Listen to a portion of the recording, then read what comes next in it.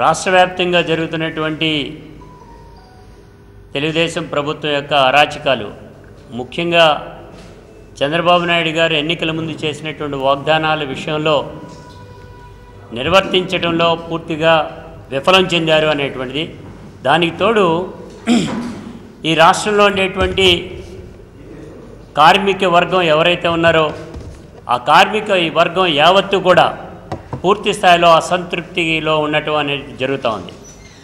ఆ అసంతృప్తి అనేటువంటిది ఎంత దాకా వెళ్ళిందంటే ఉద్యోగాలు పర్మనెంట్ అయిపోతాయని, లేదంటే కనుక పూర్తి స్థాయిలో అంతా మంచి జరుగుతుందని భావించినటువంటి ఈ రాష్ట్ర కార్మిక వర్గం యావత్తు కూడా చెప్పటానికి వీలైనటువంటి పద్ధతిలో కన్నీరు బదులు రక్తం కార్చేటువంటి పద్ధతిలో ఉన్నది.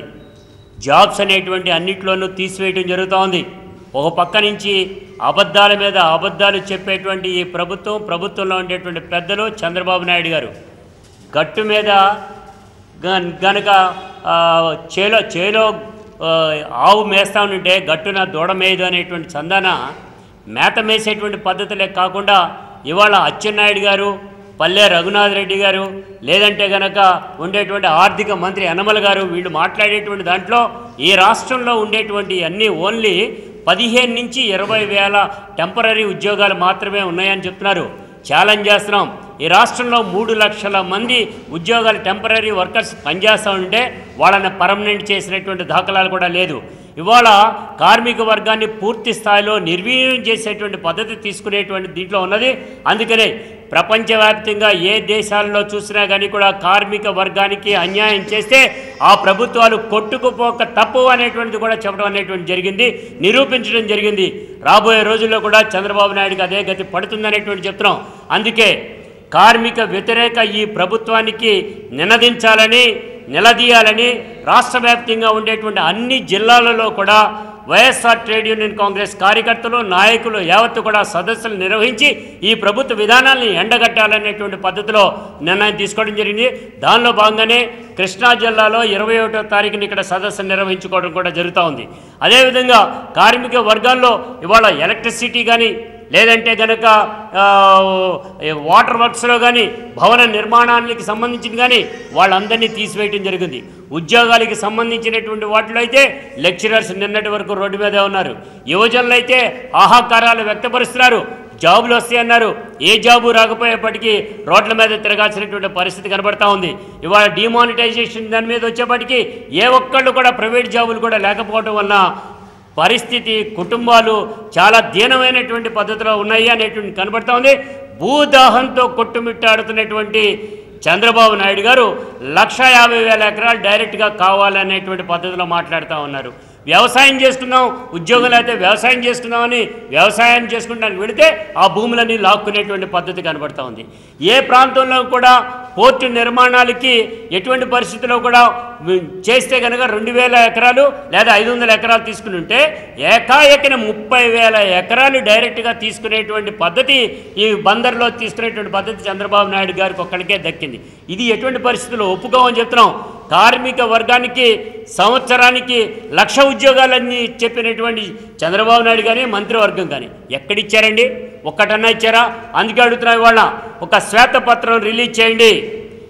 ఈ రాష్ట్రంలో ఉండేటువంటి ఖాళీగా ఉండేటువంటి ఉద్యోగాలన్నీ, లేదంటే కనుక భర్తీ చేయడానికి కావాల్సిన ఉద్యోగాలన్నీ ప్రైవేటు సంస్థల్లో మీరు ఇప్పిస్తామనేటువంటి పద్ధతిలో ఎన్ని ఇప్పిస్తారు, ఎట్లా ఇప్పిస్తారనేటువంటి చెప్పవలసిన బాధ్యత కూడా ఈ ప్రభుత్వం మీద ఉంది అనేటువంటి చెప్తున్నాం.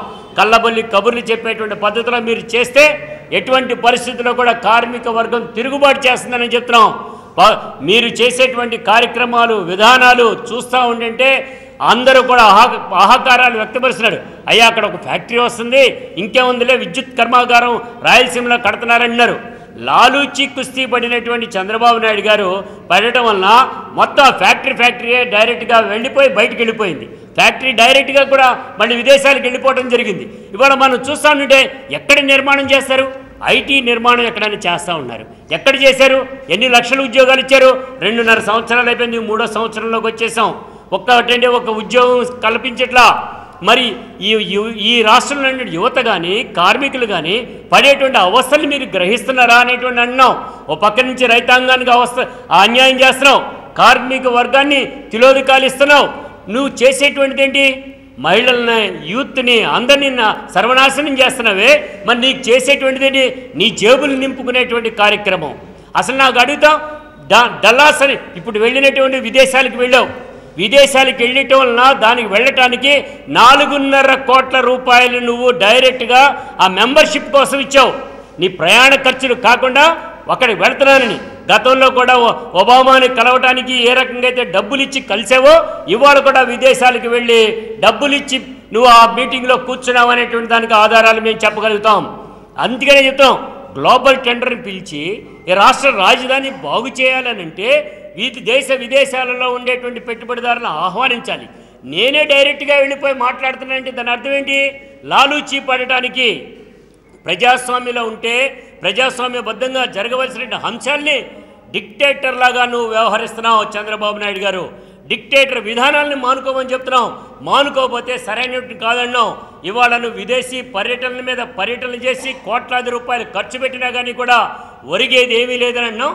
అందుకే చెప్తున్నా, ఎటువంటి పరిస్థితులనే కూడా నువ్వు ఈ రకమైనటువంటి విధానాన్ని మార్చుకోకపోతే తీవ్రమైనటువంటి పరిణామాలను ఎదుర్కోవాల్సి వస్తుందనేది.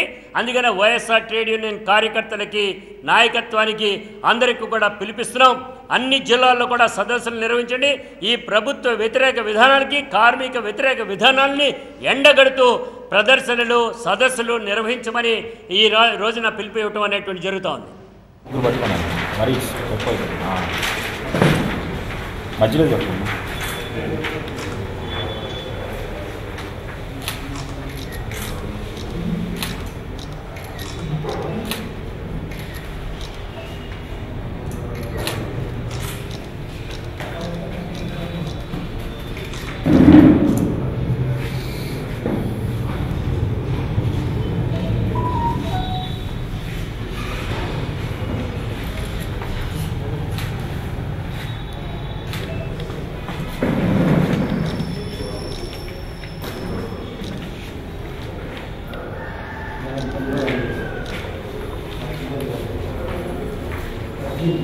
I'm good.